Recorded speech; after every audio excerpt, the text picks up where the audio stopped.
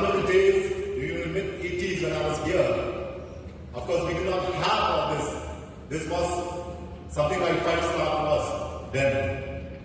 I mean, looking at the infrastructure and everything, Shillong College has really, really grown and developed. And this, I think, we owe it to all the ex-principals, the faculty members who have through the ages built up this college. There is one thing that I would like to share with you regarding Shillong College, the unique thing about this college, and I do believe that we are still following that tradition, and that is Shillong College never refuses an admission to any child. And I still believe that the college is still following that tradition. Here's a college that takes in mediocre children, and with the dedication of the faculty members, they build up that child, and this is what the result is, as has been declared by your principal. I should say that if a college or institution starts collecting only the 80s and the 90s, and then you flaunt out your achievement, I don't feel that is an achievement. Your achievement is to build up a mediocre student to excel during the period that he is here. That is the achievement of an institution, and that is exactly what Shillong College has been doing. And I believe that they will continue to do it. God bless Shillong College.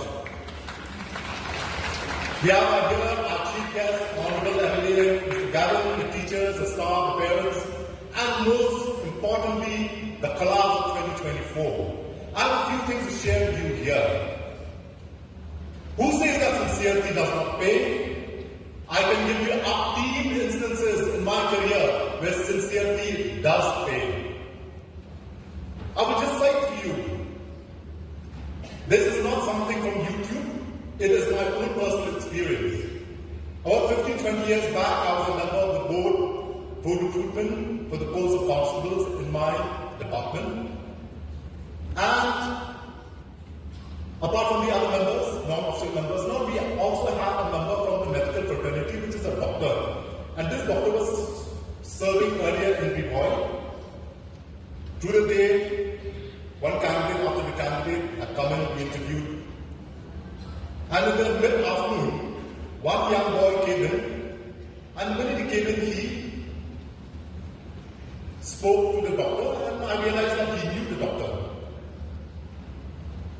And before we could interview him, this doctor narrated and she whispered to us. She said, when I was there in Khubor, in the hospital, we have recruited 4 young boys to work as on a casual pay of probably that time it would be 5,000, 6,000 rupees. 4 of them were recruited, and he was one of them. Out of the 4, this boy was the only one who came on time. He was the only one who will go back to the doctor after his work and say, Madam, can I leave? He is the only one who tells the doctor during holidays, Ma'am, do you need me tomorrow? Not the other 3. And this medical doctor to us, I've never seen a more sincere boy than this. I'm just signing the offers and telling me that I'm going to file an FIR against my son and please put him up inside the jail. I don't want to see his face and no more. And I would prefer my child to be dead. Can you imagine your parents telling you that? But that is the reality.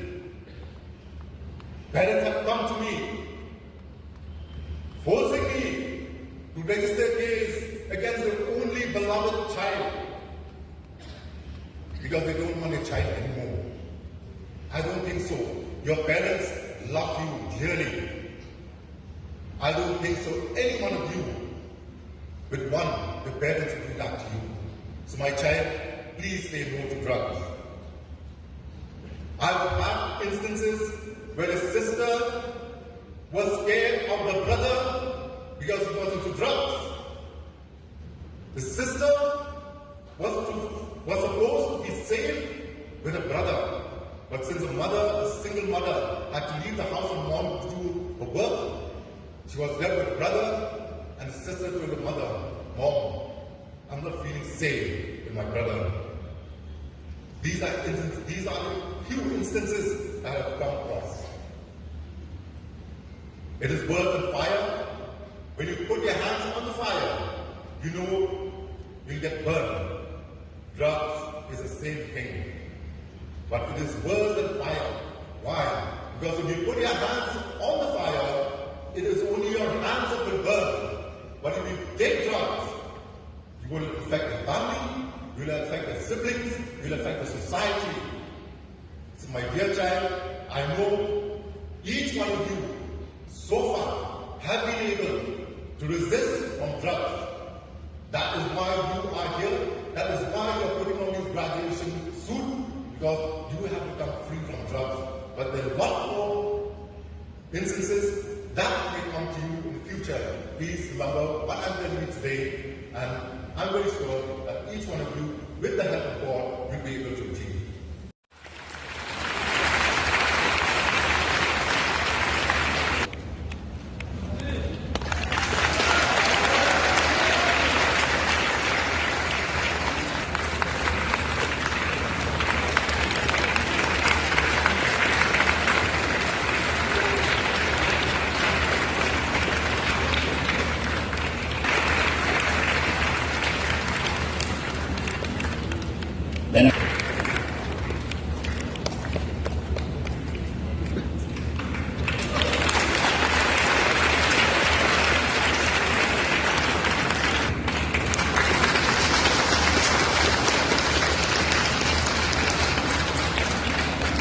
So again, member of the faculty receive the award on her behalf. Please. For those who are not here to come with us this week, unavoidable.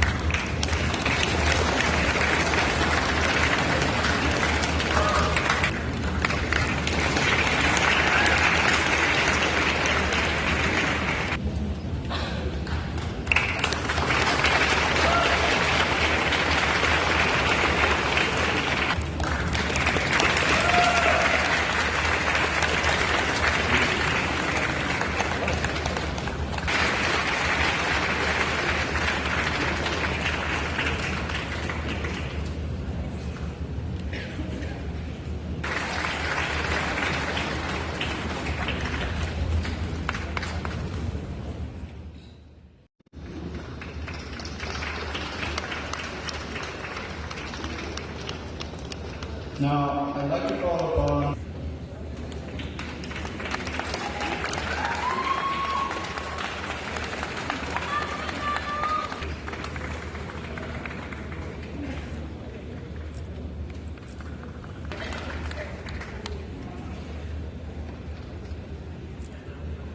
next we have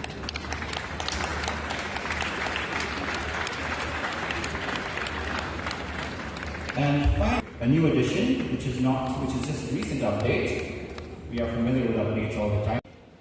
We do understand that youths are our greatest strength, our greatest advantage, but at the same time, our greatest challenge. Knowing the fact that youths consist of a major proportion of the state's population, we have around 72% of the state's population consisting of youths. And when we say youths, youth consists to all individuals below the age of 35 years.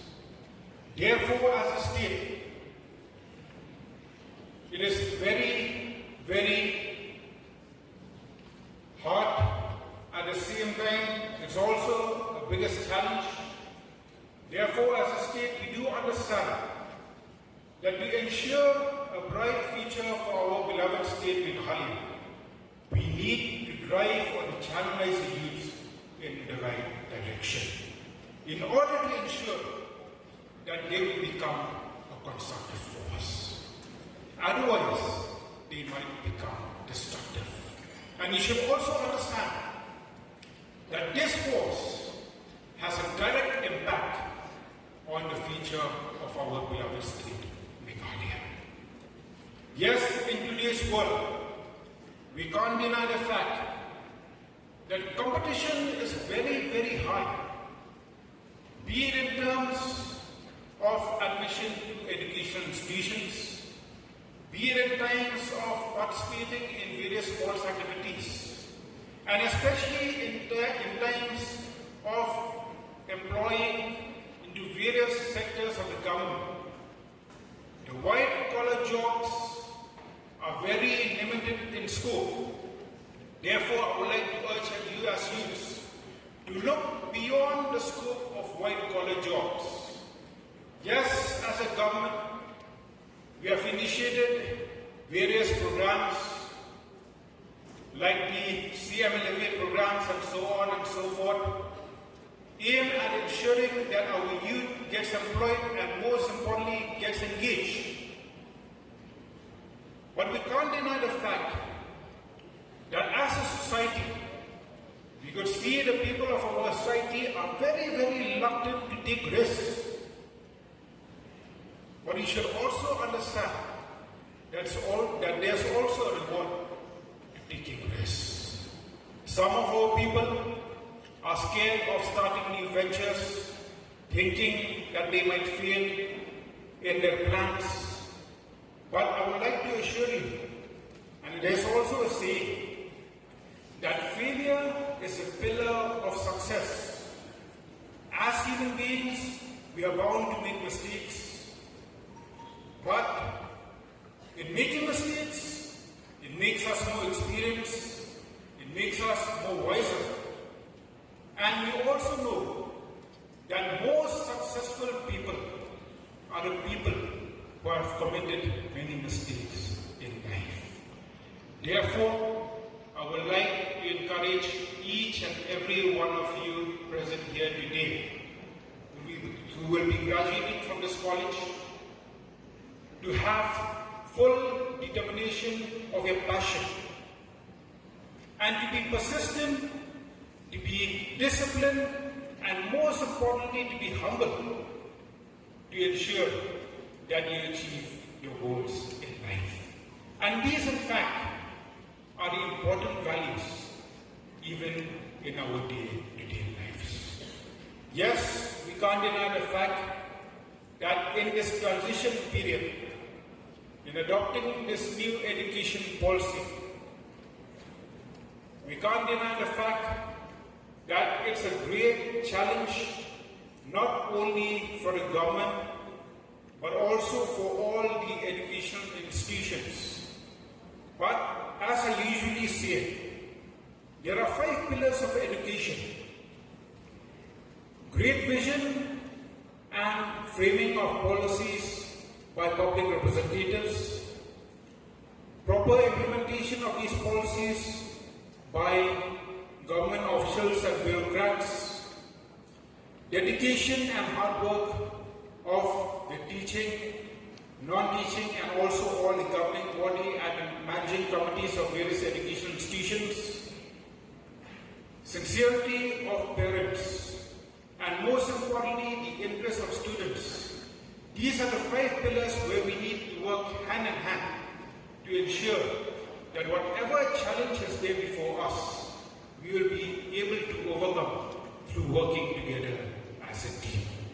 Therefore, I would not like to prolong my speech, but before I conclude, I shall forever be grateful to the entire Shillong College team under the leadership of Dr. Mrs. E. Khubor, and with the support of the governing body, deepest gratitude towards Almighty God for having given us this day for all of us to meet upon.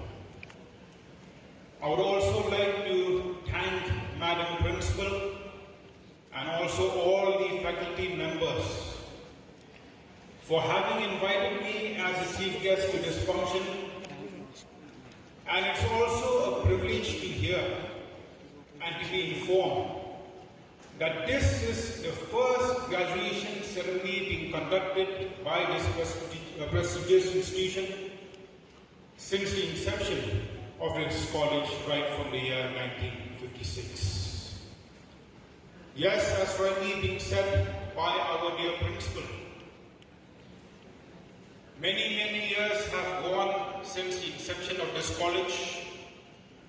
We can't move forward without recalling the contributions of all the past and present principals, the members of the governing body, the teaching and non-teaching staff, and all the people who have been involved in making this institution what it is today. I would also like to take this opportunity to congratulate you as Shillong College for the achievement of an A+ grade in this last assessment by NAC. And this clearly indicates the hard work, the dedication, the effort of the entire Shillong College team. Therefore, I would like to take this opportunity to wish you as a college all the very best for your future endeavors. Now, coming to this graduation day ceremony, I still recall 12 years back when I graduated from St. Anthony's College. We didn't have a ceremony like this, and today, wearing this gown, I feel like I graduated from Shillong College. So therefore, I would like to take this opportunity to congratulate each and every student who has graduated today. In fact, you're the luckiest batch to be the first batch to be conferred with this graduation ceremony. And at the same time, I would also like to give my special appreciation to all the rank holders of this prestigious institution. I'm very confident that this will really be a memorable day in your entire life. Yes, this degree that we have obtained today, I can assure you that it's not just a simple piece of paper, but it is a testament to the hard work that you have put in all these 3 years. And I'm very sure that when you move out of this campus today, you'll be missing the atmosphere, the wonderful atmosphere of this college. But we should also understand that life is a journey where we need to proceed on. As rightly being said by the guest of honor, graduation is not the end of this tough battle, but in fact, it's the beginning of a beautiful one. So therefore, I would like to congratulate each and every student who has graduated today. This will really be a memorable day in your life. And as we proceed in life, we can't deny the fact that life is a journey. It won't always be easy going. There will always be ups and downs. We will always have to face challenges and also encounter various challenges in life. But what is most important is to have faith in God and ask for His wisdom and guidance that He may lead the path.